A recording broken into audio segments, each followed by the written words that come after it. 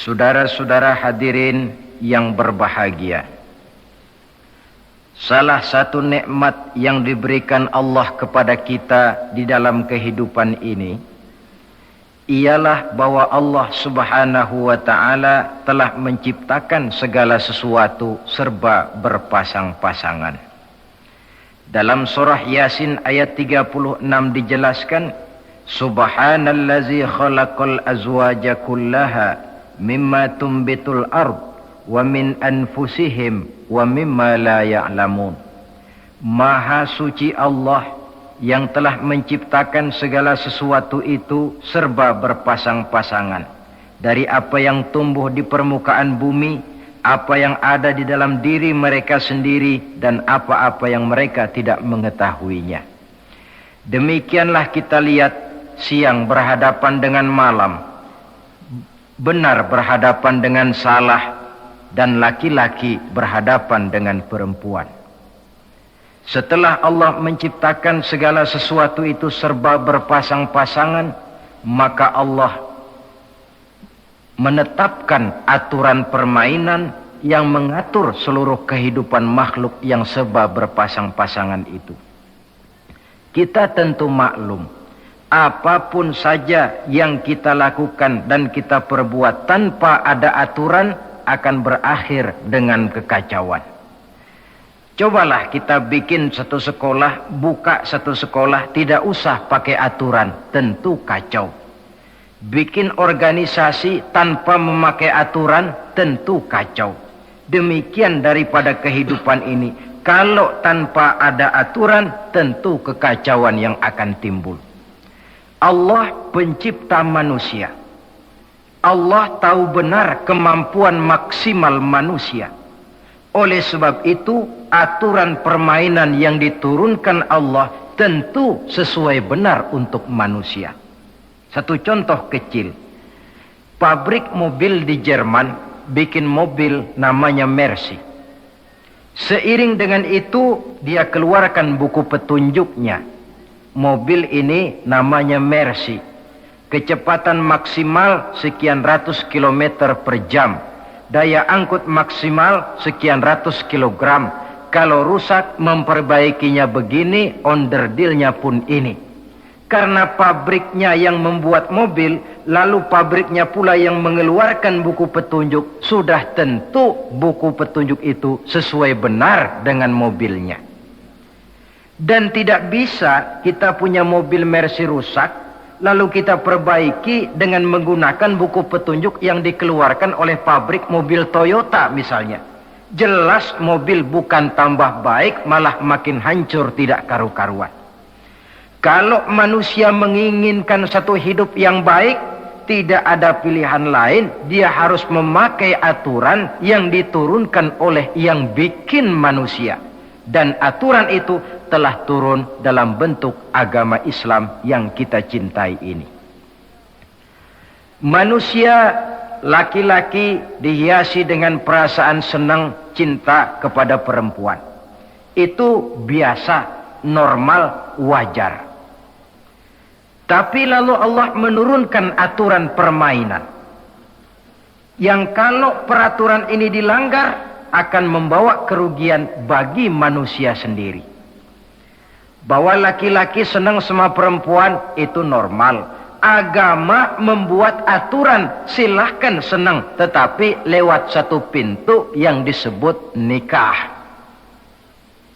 Kalau peraturan ini diabaikan, yang rugi tentu manusia sendiri. Misalnya PLN keluarkan pengumuman, nanti malam mulai jam 6 sampai subuh listrik se-Jakarta mati total. Kita ingat, ini nanti malam saya giliran ronda. Pagi-pagi sudah kita siap beli batu baterai, masukkan ke dalam baterai. Dari sejak kita beli sampai sore itu baterai kita soroti terus. Tentu setelah sore soak batu baterai itu. Datang malam berangkat kita ronda, kalau disoroti lagi kan baterainya sudah enggak terang lagi. Sudah sewak. Sebab apa? Belum waktunya sudah disoroti terus. Sekarang kalau ada orang belum masuk pintu pernikahan, nafsu seksualnya diobral terus. Itu kan sama juga belum datang malam, baterainya sudah disoroti terus. Nanti masuk pernikahan, soak. Berhadapan dengan istrinya, barangkali sudah nggak bisa apa-apa, cuma nyengir saja. Yang rugi manusia sendiri. Itulah sebabnya Allah lalu mengatur bahwa laki senang sama perempuan lewat satu pintu yang disebut dengan nikah. Maka pada pertemuan kali ini kita akan bicara tentang nikah dalam Islam. Saya bagi kepada 3 masalah pokok saja. Pertama, pengertian dan kedudukan nikah menurut Islam. Yang kedua, motivasi pernikahan. Karena apa orang itu seharusnya melakukan nikah. Dan yang ketiga, membina rumah tangga bahagia menurut contoh Rasulullah sallallahu alaihi wasallam. Hadirin yang saya hormati, kita mulai dengan yang pertama, pengertian nikah. Dalam kehidupan sehari-hari ada 2 kata yang sering kita gunakan, kawin dan nikah. Kalimat kawin kelihatannya dipergunakan oleh semua makhluk hidup. Lain dengan nikah, ini hanya digunakan khusus untuk manusia muslim. Makanya kita sering dengar orang bilang, kucing kawin, ayam kawin, kambing kawin. Dan belum pernah kita dengar ada ayam nikah atau kucing nikah. Sebab apa? Nikah ini cuma dipakai oleh makhluk bernama manusia yang muslim. Apa pengertian nikah? Seorang tokoh, Abi Yahya Zakaria Al-Ansari, di dalam kitab Fathul Wahhabnya menjelaskan, an-nikahu aqdun yatadammanu ibahatal wat'i bilafzi inkahin au nahwihi. Nikah adalah akad, yaitu ijab dan qabul. Yang akad ini menjamin dibolehkannya pergaulan bebas antara laki-laki dan perempuan. Jadi kalau sementara anak muda kita beranggapan bagaimana Islam ini kolot, masa laki-laki tidak boleh bergaul dengan perempuan, itu anggapan salah. Islam bukan saja tidak melarang, malah menganjurkan laki-laki bergaul dengan perempuan sebebas-bebasnya, sepanjang pergaulan itu bisa dipertanggungjawabkan, baik menurut hukum negara, lebih-lebih menurut hukum agama. Coba orang kalau sudah akad, sudah ijab qabul, ada saksi, ada wali, selesai itu dia masuk ke dalam kamar berdua, bergaul di situ sebebas-bebasnya, itu saya kira 100% halal. Tidak perlu lagi orang curiga, tidak perlu lagi sembunyi-sembunyi. Kenapa? Ini bentuk pergaulan yang bisa dipertanggungjawabkan. Kalau tidak, dengan dalih new morality, kebudayaan modern, lalu melakukan yang disebut free love, free sex, samen leven, hidup bersama tanpa nikah alias kumpul. Kebo. Dan saya kira itu kebo cuma mewakili saja. Artinya begitulah kalau binatang itu kumpul. Sebab kumpul kucing pun saya kira begitu, kumpul ayam pun begitu. Kebo cuma mewakili binatang dalam kalimat itu. Tengoklah berapa banyak sudah bayi-bayi yang lahir ke dunia ini tanpa tahu kemana dia harus memanggil bapak. Berapa banyak gadis-gadis bergelimpangan jadi korban dari orang-orang yang tidak bertanggung jawab. Itu semua merupakan ironi. Maka menjauhkan manusia dari aturan agama pada hakikatnya sama dengan usaha membinatangkan manusia. Bahkan kalau manusia sudah jauh dari aturan agama, sanggup berbuat lebih buas daripada binatang. Kita tahu yang namanya bajing itu makanannya cuma kelapa. Tapi bajingan itu bukan cuma kelapa, kabel telepon doyan kok bajingannya. Jauh lebih buas daripada yang namanya binatang. Maka agama ini mengatur agar manusia sebagai makhluk yang mulia hidup secara mulia. Jangan manusia kita ini, binatang saja. Kalau saudara ada yang punya kucing di rumah, saudara taruh di depannya, saudara sendiri yang langsung kasih ikan di piring, kasih kucing. Aduh, dia akan makan dengan tenang, nikmat, lahap, tidak nengok kiri, tengok kanan. Kenapa? Dia yakin betul yang dia makan itu sudah resmi, sah. Sebab apa? Tuan rumah yang kasih. Tapi kalau si kucing ngambil sendiri di dapur, mencuri dia, setelah dapat dia bawa lari, makan pun tidak tenang. Kenapa? Mesti nengok kiri, nengok kanan. Rupanya instingnya pun bekerja. Ini bukan hak saya mencuri.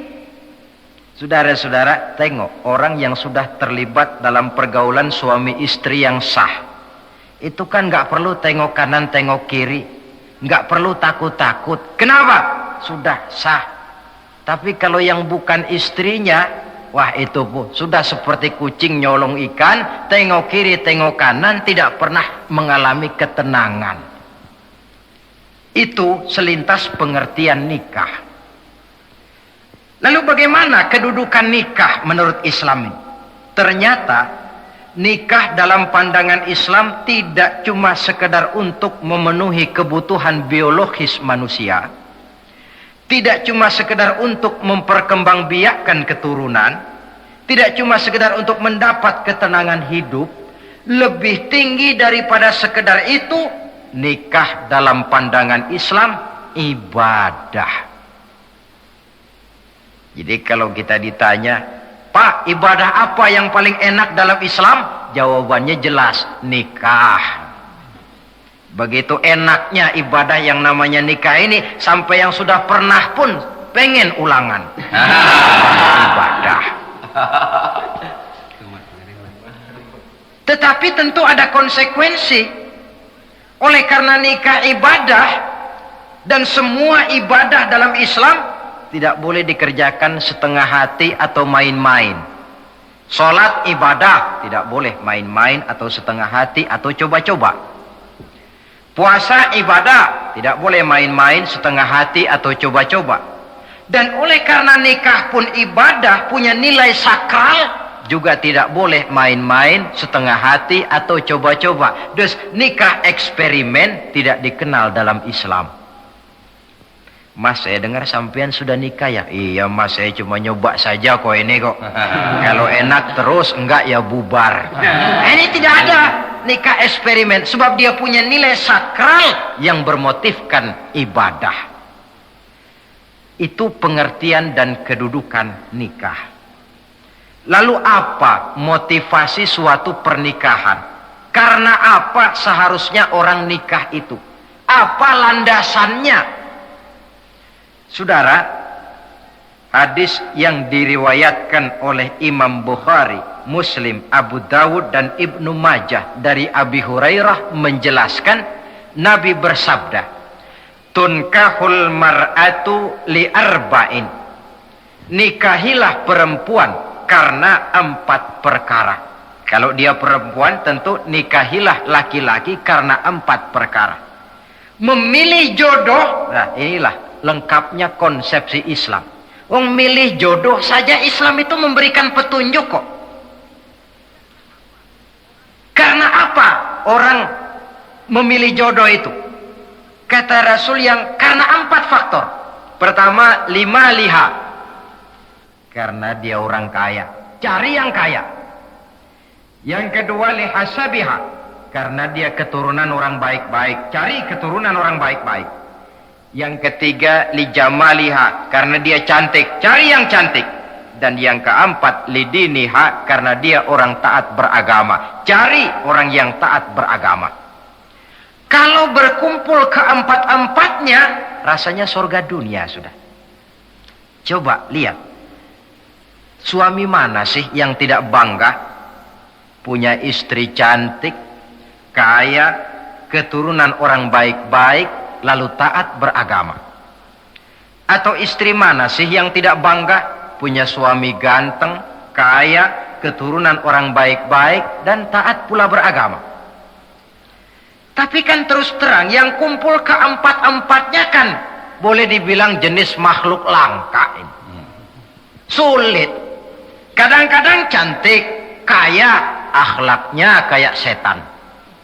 Ada saja kurangnya. Oleh karena ada saja kurangnya, lalu Nabi memberikan stressing, penekanan. Fazfar bidzatiddin taribat yadak. Pilih orang yang taat melaksanakan agama, niscaya hidupmu akan berkah. Jadi motivasi suatu pernikahan hendaknya agama. Apa rahasianya? Mari kita lihat. Kalau orang memilih pasangan karena rupa yang cantik semata-mata, silakan, tapi jangan jadi motivasi utama. Kalau rupa yang cantik jadi alasan utama, saya yakin rumah tangga tidak akan tahan lama. Sebab apa?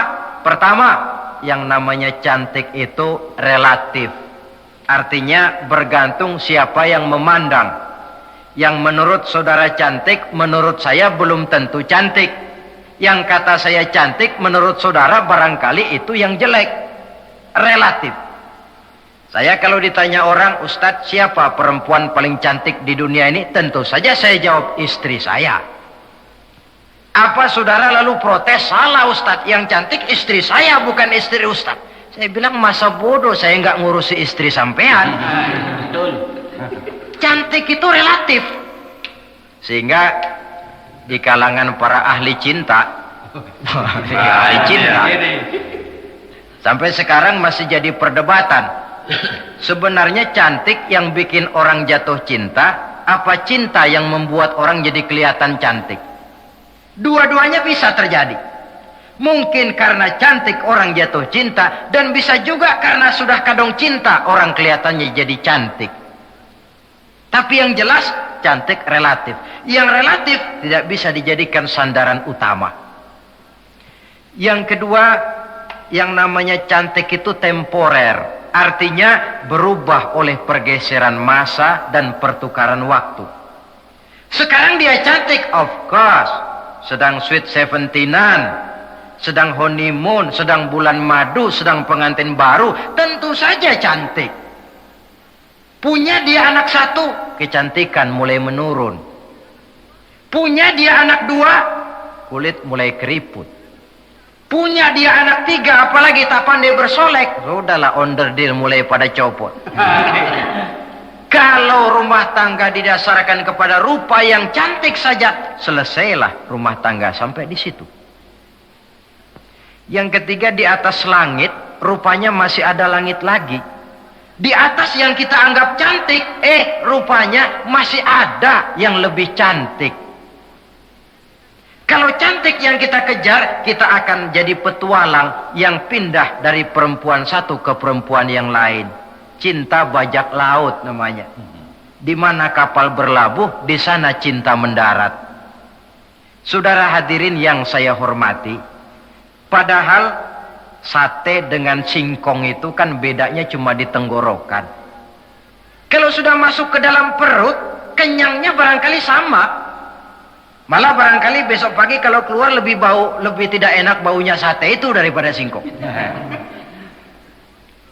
Makanya orang kalau sudah nikah oleh Nabi dipesan, apabila kamu di jalan melihat perempuan yang membuat kamu kagum, cepat-cepatlah pulang ke rumah. Sebab apa? Sebab yang perempuan cantik di jalan kau lihat itu punya, istrimu juga di rumah punya. Gak percaya cobalah pulang, akurin, sama itu. Silahkan cari yang cantik, tapi jangan dijadikan motivasi utama. Yang kedua, kalau perkawinan, pernikahan cuma karena harta, silahkan cari yang kaya. Tapi kan harta itu, kata Imamul Ghazali, al-mal zillun zail. Harta bagaikan bayangan. Sore di sebelah barat, tengah hari di tengah, sore pindah ke sebelah timur. Hari ini dia kaya, besok dia bangkrut. Roda itu berputar.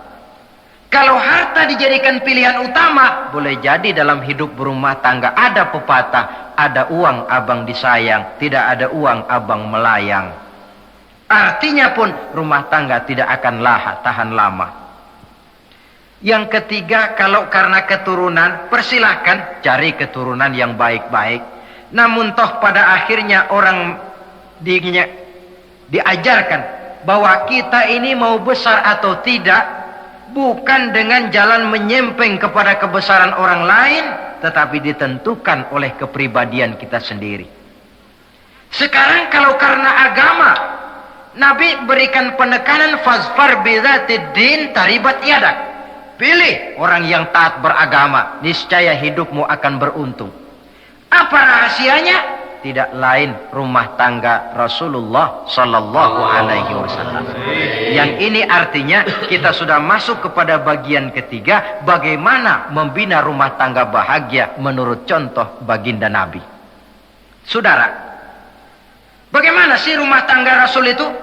Kelihatan dari dua ucapannya. Pendek, singkat, tapi punya pengertian filosofis yang mendalam. Dua kalimat saja beliau bilang tentang rumah tangganya, yaitu baiti jannati, rumah tanggaku laksana sorga bagiku. Bayangkan, kalau seorang suami sudah mampu berkata macam begitu, bahagia hidupnya. Ini barangkali tantangan buat kita semua. Mampukah kita di rumah tangga berkata semacam perkataan beliau tadi? Baiti jannati, rumah tanggaku laksana sorga bagiku.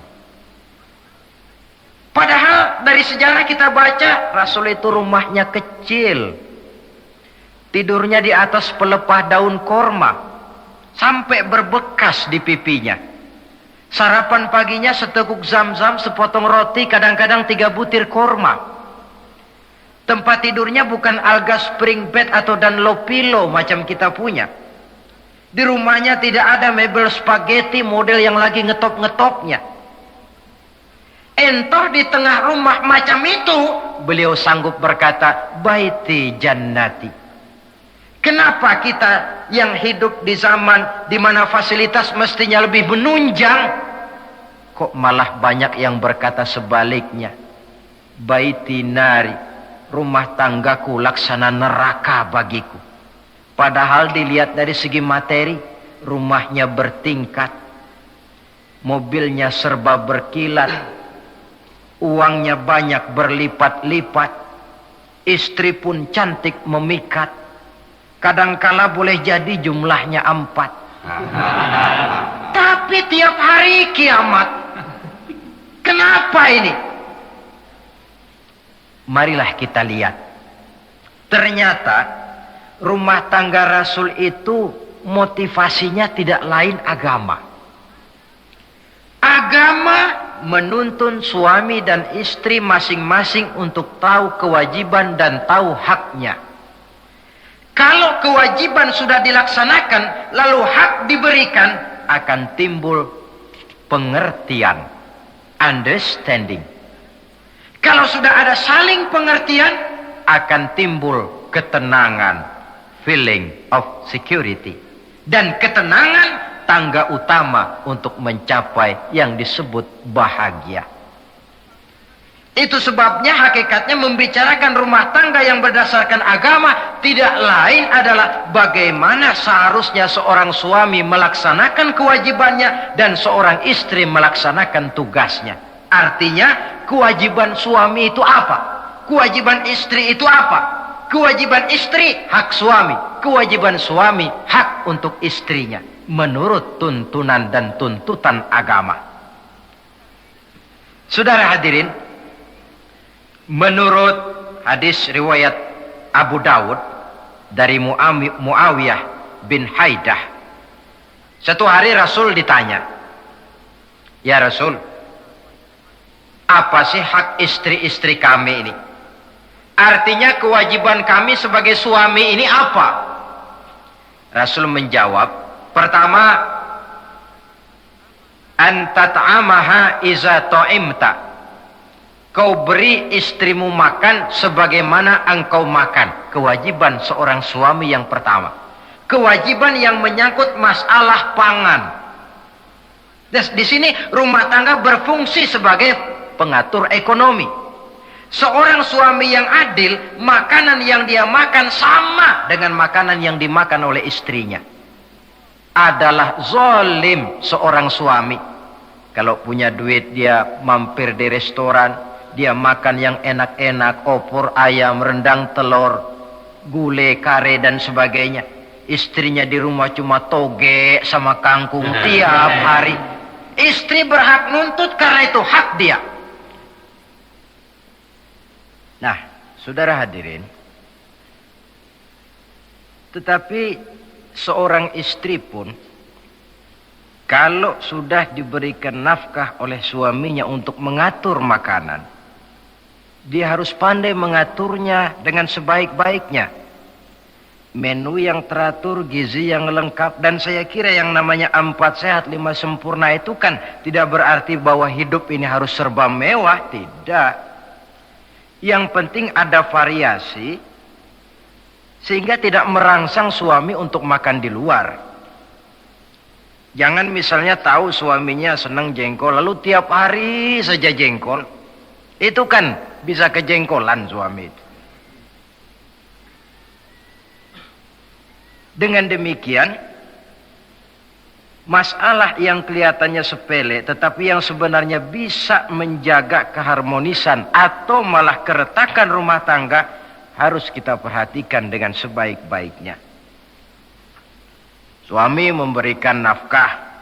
Dari jumlah itu 60% lari ke kredit, 40% lari ke dapur. Tentu pada akhirnya sang suami akan merasa curiga.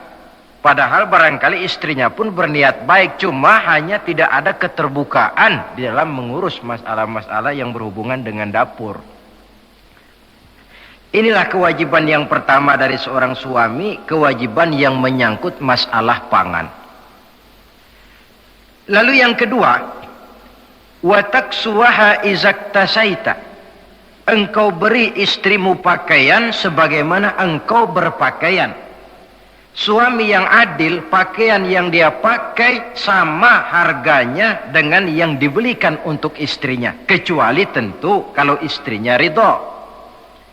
Zalim seorang suami, jikalau untuk dia misalnya dia beli pakaian yang mahal-mahal, jasnya dia pakai Switzerland wool, sarungnya Samarinda. Kalau dia pakai sepatu, belilah sepatunya. Sementara istrinya cuma pakai kain belacu saja. Kenapa mesti begitu? Sebab, saudara hadirin, istri kita sebenarnya adalah bagian daripada hidup kita. Baik dia dilihat orang, baik juga kita disebut orang. Jelek dia dipandang orang, tentu jelek juga nama kita disebut orang. Apalagi hidup bermasyarakat, kadang-kadang mulut usil itu kan sudah banyak macam ragamnya. Nah, itu siapa sih perempuan yang jalan? Kenapa? Itu pakaian yang tidak dipakai sih tidak mahal, cuma pakaiannya serasi, pantas, enak dilihat.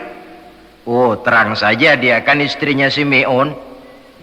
Nah, Miun yang sedang tidur barangkali tidak tahu apa-apa mendapat sebutan baik. Cobalah kalau istri kita semaunya saja, orang akan bilang, ah itu perempuan. Kenapa? Saya gerah ngelihatnya. Ke pasar cuma pakai kutang saja.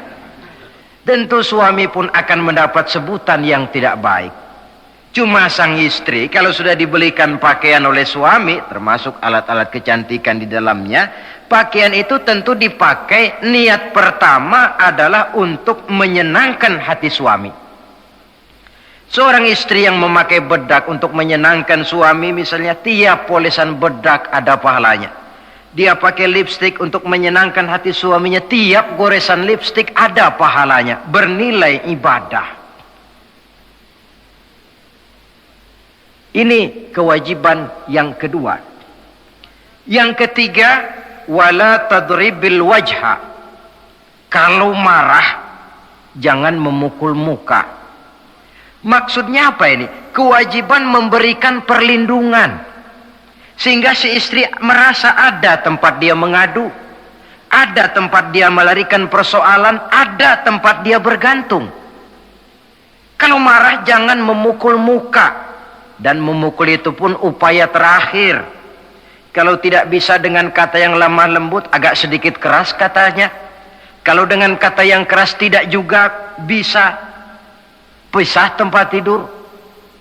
Kalau memang tidak bisa juga dengan pukulan yang tujuannya bukan untuk menyakiti, tetapi untuk mendidik. Allah tadribal wajha. Kalau marah jangan memukul muka. Dan memukul pun bukan jalan pertama, tapi upaya terakhir dengan tujuan bukan untuk menyakiti, tapi untuk mendidik sang istri. Kewajiban untuk memberikan perlindungan. Yang keempat, wala tuqabbih. Jangan memburuk-burukan istrinya. Kewajiban menjaga nama baik. Sebab apa? Dalam satu bahasa yang indah, Al-Quran menjelaskan bahwa suami istri itu laksana pakaian. Hunna libasul lakum wa antum libasun lahunna. Istri pakaian untuk suami, suami pakaian untuk istri. Lihatlah alangkah indah gaya bahasa Al-Quran ini. Diibaratkannya suami istri seperti pakaian. Apa fungsi pakaian? Pertama, pakaian itu kan jadi kebanggaan. Saya bangga memakai baju seperti ini. Saudara bangga memakai baju yang saudara pakai. Artinya seorang suami harus berusaha menjadi suami kebanggaan istri. Dan seorang istri pun harus berusaha menjadi istri yang dibanggakan oleh suaminya. Jangan yang malah kemudian disesali. Itu kan kalau sudah marah orang kadang-kadang ucapannya nggak terkontrol. Istri marah sama suami, bang, nyesel gue punya laki kayak lu. Sudah hilang lagi kebanggaan. Kalau kebanggaan hilang, wibawa pun hilang. Kalau wibawa sudah hilang, maka rumah tangga sudah sulit untuk dipertahankan. Yang kedua, yang namanya pakaian itu kan menutup aurat. Itu tujuan pakaian yang terpenting.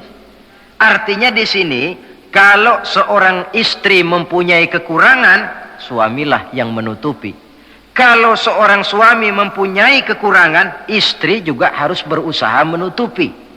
Jangan kekurangan suami diceritakan di pasar umum.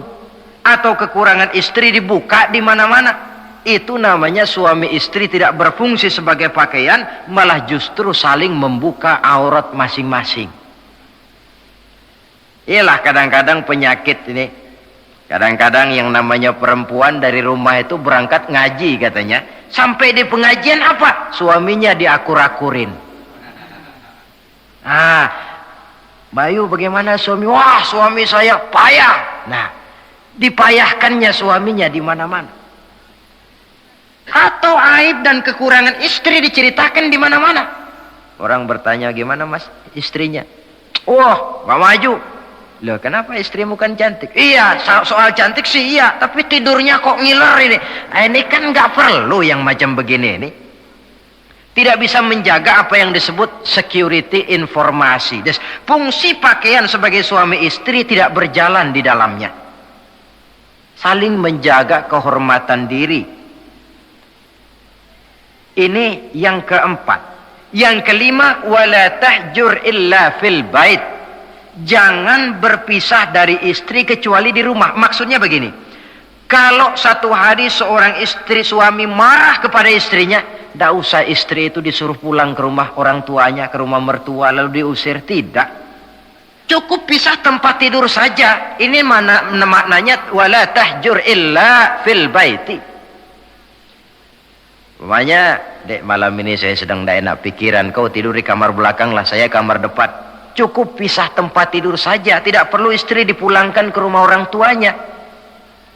Nanti umpamanya tengah malam turun hujan, udara dingin, pikiran berubah, berasa perlu, kan tinggal manggil. Tidak jauh. Secara psikologis ajaran semacam ini bisa kita terima.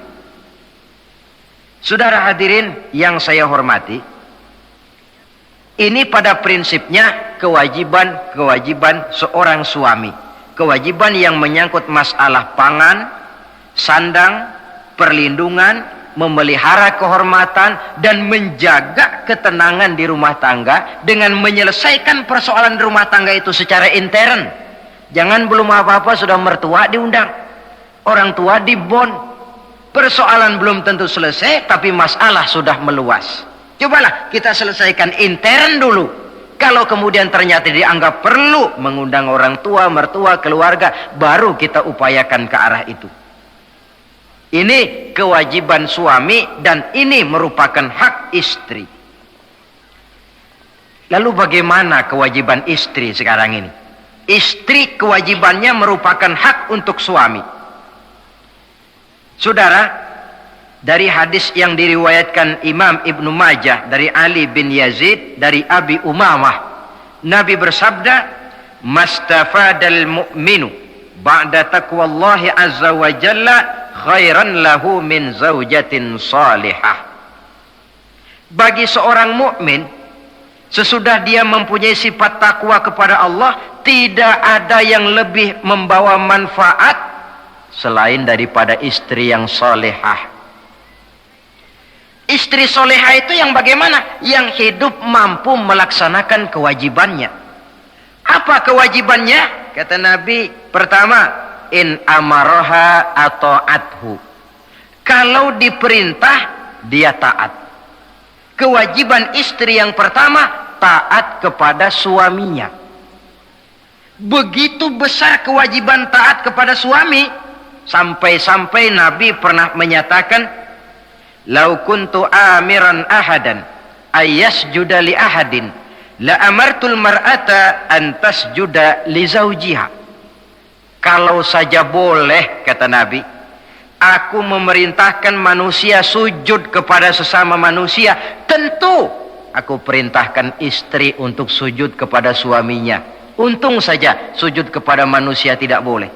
Kalau boleh, istri itu disuruh sujud kepada suami. Tentu karena besar hak suami atas dirinya. Yang kedua, ibadah sunnah tidak mendapat izin suami juga bukan saja tidak berpahala, malah berdosa. Umpamanya, pengantin baru, si istri kebetulan santri, malam minggu pesta, besoknya hari Senin. Si istri sudah kadang biasa hidup sebagai santri, hari Senin puasa sunnah. Dia bilang sama suaminya, "Bang, besok saya mau puasa sunnah nih, hari Senin." Kata suaminya, "Kalau kau puasa juga kau kejam. Lalu kau puasa, aku disuruh ngapain ini?" Tidak diizinkan oleh suami, dia puasa juga. Bukan saja tidak mendapat pahala, malah berdosa. Sampai amalan yang sunnah pun tidak diizinkan oleh suami, berdosa. Apalagi amalan yang mubah, apalagi amalan yang tidak ada dasar hukumnya, perintahnya. Sepanjang perintah suami tidak untuk maksiat kepada Allah, istri wajib untuk taat. Dalam hadis lain kita temukan Nabi bersabda, "Idza da'a ar-rajulu imra'atahu ila firashihi." Kalau seorang suami memanggil istrinya ke tempat tidur. Ini bahasa kinayah. Manggil ke tempat tidur kan tentu enggak perlu penjelasan. Masa mau nyambal di tempat tidur kan enggak. Fa'abat. Si istri tidak mau. Lantaran istri tidak mau, suami jengkel, fabata ghadbana 'alaiha. Sampai dalam jengkelnya tidur. La'anat hal malaikatu hatta tusbiha. Istri macam itu dilaknat, dikutuk oleh malaikat sampai datang waktu pagi. Kewajiban untuk taat. Namun sebaliknya, seorang suami pun jangan mentang-mentang istri wajib taat lalu overacting. Segalanya main tunjuk, segalanya main komando, segalanya main perintah. Sebab contoh yang diberikan oleh Rasul tidak begitu. Rasul kita baca dalam sejarah, menjahit bajunya sendiri, memperbaiki kasutnya sendiri. Artinya yang bisa ia dikerjakan tanpa harus menggantungkan semuanya kepada sang istri. Kewajiban untuk taat. Nah, penutup tentang taat ini ada sebuah hadis pula di mana baginda Nabi bersabda, ayyumam ra'atin matat wa zawjuha anha radin dakhalatil jannah. Kalau seorang perempuan meninggal dunia, suaminya ridho kepadanya, maka perempuan itu akan masuk surga. Artinya, kalau seorang istri meninggal, ya dia tukang ngaji, ya tukang sholat, ya suka puasa, ya gemar sodakoh, tapi meninggal suaminya tidak ridho, pintu surga belum dibukakan sampai suaminya ridho kepadanya. Ini menggambarkan tentang besarnya kewajiban taat seorang istri kepada suaminya. Ini kewajiban pertama. Lalu kewajiban yang kedua, kata Nabi, wa in nazara ilaiha sarrathu. Kalau dipandang oleh suaminya, dia pandai menggembirakan, menyenangkan hati suaminya. Menjadi istri yang pandai menyenangkan hati suami. Siapa contohnya? Kita lihat misalnya istri Nabi, diantaranya Sayyidatuna Khadijah radhiyallahu anha. Ketika Nabi pertama kali menerima wahyu berhadapan dengan malaikat Jibril, beliau kembali ke rumah dengan tubuh gemetar. Setibanya di rumah beliau berkata, "Zammiluni ya Khadijah." Khadijah, selimuti saya. Kenapa bang? Barusan datang malaikat Jibril, dia katakan begini-begini, saya khawatir Khadijah. Khadijah tahu suaminya sedang gelisah. Sebagai istri yang bijak beliau tampil, apa katanya? Kalla ma yukhzikallahu abada. Tidak apa-apa bang, jangan khawatir, Allah tidak akan menyusahkan abang buat selamanya. Ini istri yang pandai menyenangkan hati suami. Suami pulang dagang dari pasar, rugi. Istri tampil. Itulah bang, romantikanya dagang. Masa selamanya saja untung, sekali-sekali lah rugi. Si suami kan tidak terlalu pusing kepalanya. Jangan sudah di pasar rugi, sampai rumah istri pidato, peletar-peletor macam petasan. Dasar suami goblok, dagang saja rugi. Sudahlah di pasar rugi, sampai ke rumah digoblok-goblokin.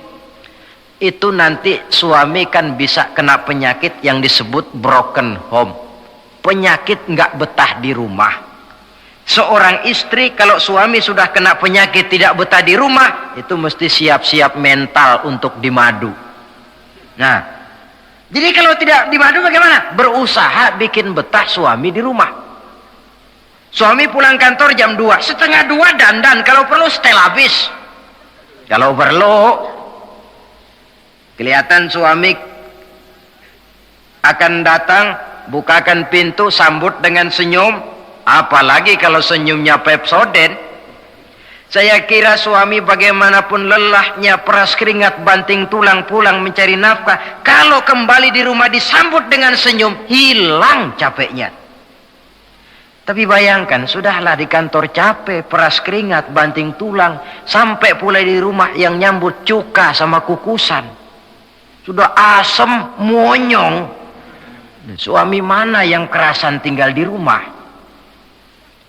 Menjadi istri yang pandai menggembirakan, menyenangkan hati suaminya.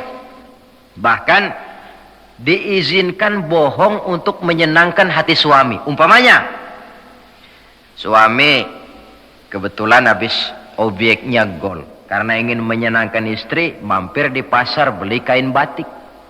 Si suami tidak tahu bagaimana kain batik yang bagus, beli saja sembarangan.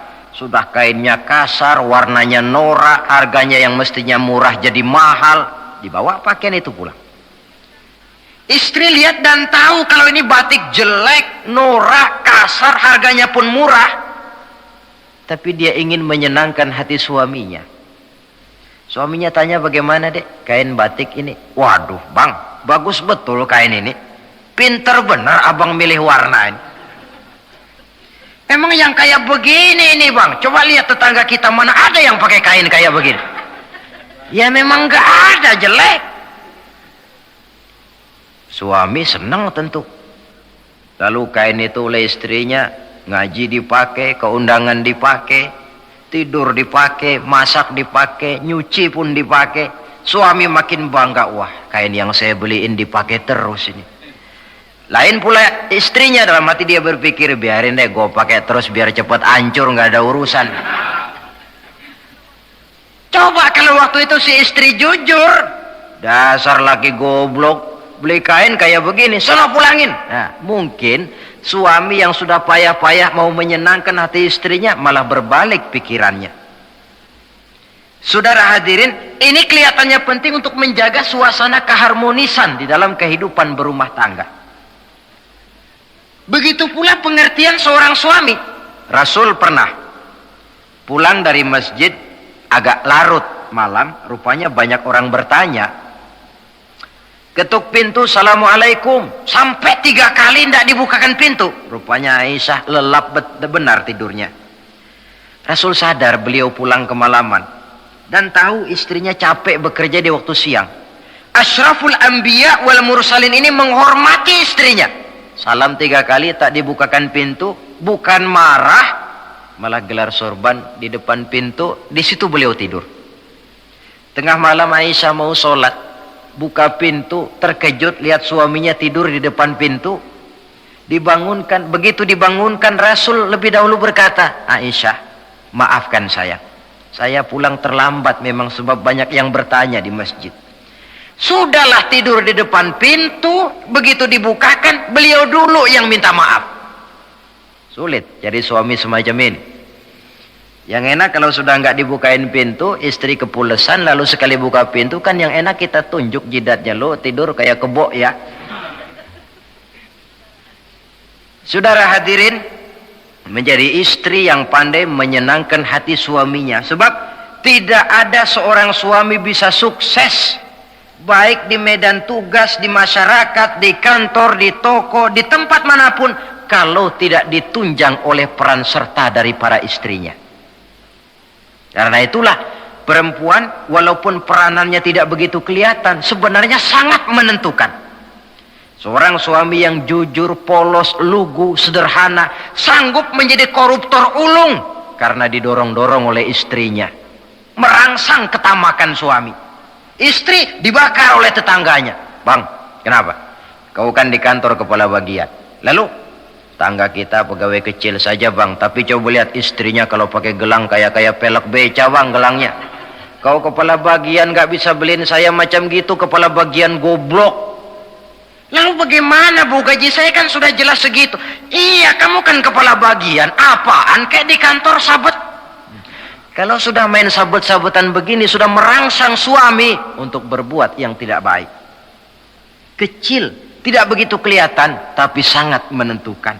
Istri yang soleh, yang bisa melaksanakan kewajibannya, yaitu pandai menyenangkan hati suaminya. Ini kewajiban istri yang kedua. Yang ketiga, wa in aqsama alaihi abarrathu. Kalau suami memberikan sesuatu, dia pandai berbakti, menjadi istri yang pandai bersyukur kepada suami. Kita ingat ketika pulang Mi'raj kan Rasul bercerita, saya dalam perjalanan itu diperlihatkan neraka, kata Rasul. Saya lihat kok isinya kok lebih banyak perempuan daripada laki-laki. Nah, sahabat heran, ya Rasul, lebih banyak perempuan? Iya. Apa mereka tidak sholat? Sholat. Apa mereka tidak pernah hadir di majelis taklim? Oh, rajinan dia sama suaminya. Ada apa? Tidak pernah baca Quran? Rajin. Lalu kenapa kok isinya kebagian besar perempuan? Rasul menjawab, hunna yakfurnal asir. Mereka umumnya tidak pandai bersyukur kepada suaminya. Hujan panas setahun dibalas dengan hujan sehari. Kalau suaminya sedikit salah, sudah kehilangan pertimbangan, tertutup seluruh kebaikannya. Yang kelihatan cuma salahnya saja. Maka sebaiknya di dalam hidup berumah tangga, baik suami maupun istri itu masing-masing sedia timbangan. Kalau satu saat suami salah, istri ambil timbangan. Timbang. Suami saya salahnya ini, jasanya ini. Bertahun-tahun dia hidup mencari nafkah buat saya, membelikan pakaian untuk saya, mencarikan makan untuk saya. Salahnya ini. Timbang mana lebih banyak salahnya atau benarnya. Dengan demikian kita akan bisa menghasilkan keputusan objektif. Giliran istri yang salah, suami yang ambil timbangan, ukur mana lebih banyak baiknya atau salahnya. Kalau tiap kita masing-masing punya timbangan, insya Allah nilai-nilai objektif dari suatu pertimbangan akan bisa kita temukan dalam mengambil keputusan. Istri yang pandai berbakti membalas budi daripada suaminya. Kewajiban yang keempat dari seorang istri, wa in ghaba anhu nasahathu fi nafsiha wa malihi. Kalau suami tidak ada di rumah, dia pandai menjaga kehormatan dirinya dan pandai menjaga harta suaminya. Tidak mencari kesempatan dalam kesempitan. Suami lembur, istri ngompreng. Dan pandai menjaga harta suaminya. Nah, coba lihat. Kalau seorang suami ada uang di kantongnya 100 rupiah. Ada tukang minta pengemis, istri ambilkan saja tanpa izin suaminya uang di kantong suami 100. Dia sedekahkan. Niatnya tentu baik. Si istri dapat dosa, si suami dapat pahala. Perbuatan sedekahnya itu betul, tapi mengambil uang tanpa izin suami itu yang salah. Dan ternyata salah itu lebih besar daripada pahala yang dia lakukan lantaran bersedekah itu. Kalau ini terwujud, maka suasana saling mempercayai akan tumbuh. Kalau sudah saling mempercayai, rasanya akan terwujud kedamaian dan ketenangan. Suami meninggalkan rumah dengan perasaan tenang, istri pun melepas suami dengan perasaan damai, tanpa was-was, tanpa curiga, dan sebagainya. Dan ini modal yang paling utama mewujudkan saling kepercayaan dalam membina hidup bahagia. Saudara, jadi dengan demikian, kewajiban suami dan kewajiban istri yang merupakan bagian tidak terpisahkan dari bagaimana membina rumah tangga berdasarkan tuntunan agama merupakan hal yang dicontohkan oleh Nabi kita Muhammad sallallahu alaihi wasallam. Dengan satu kesimpulan, rumah tangga Nabi bahagia karena rumah tangga itu disinari oleh ajaran-ajaran agama. Sehingga timbul saling pengertian membawa kepada ketenangan, dan ketenangan sesungguhnya tangga utama mencapai rumah tangga bahagia. Tanpa materi orang memang sulit untuk bahagia. Tapi materi semata-mata bukan merupakan jaminan bahwa orang akan hidup bahagia. Banyak isak tangis berbunyi di rumah-rumah mewah. Dan banyak sendak gurau, tawa dan canda, tawa lerai di rumah-rumah sederhana. Artinya suka dan duka, sedih dan gembira, susah dan bahagia bisa ada di gubuk reot dan bisa juga ada di rumah mewah.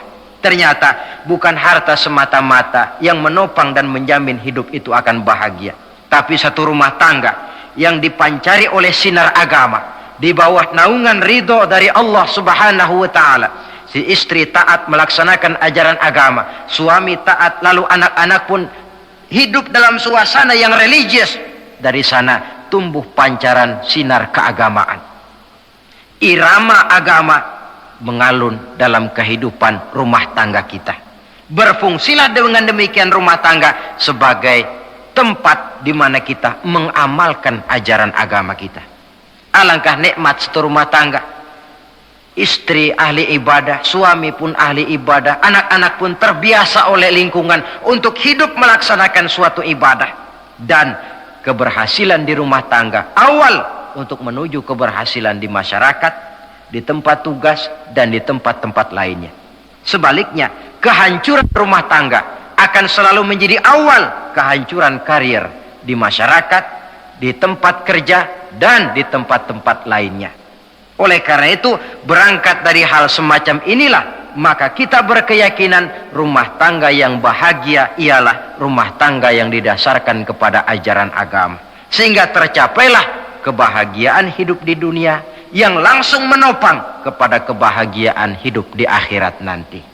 Nah, inilah pembicaraan kita pada pertemuan kali ini. Dengan harapan mudah-mudahan dari setiap rumah tangga muslim memancar sinar-sinar agama, menjadi kubu-kubu pertahanan di mana kita menegakkan ajaran agama, dan pada akhirnya nanti akan tercipta masyarakat yang agamis. Terwujudlah ketenangan, kedamaian, dan ketentraman. Mudah-mudahan ada manfaatnya. Lebih kurang mohon maaf. Wabillahi taufik wal hidayah. Wassalamualaikum warahmatullahi wabarakatuh.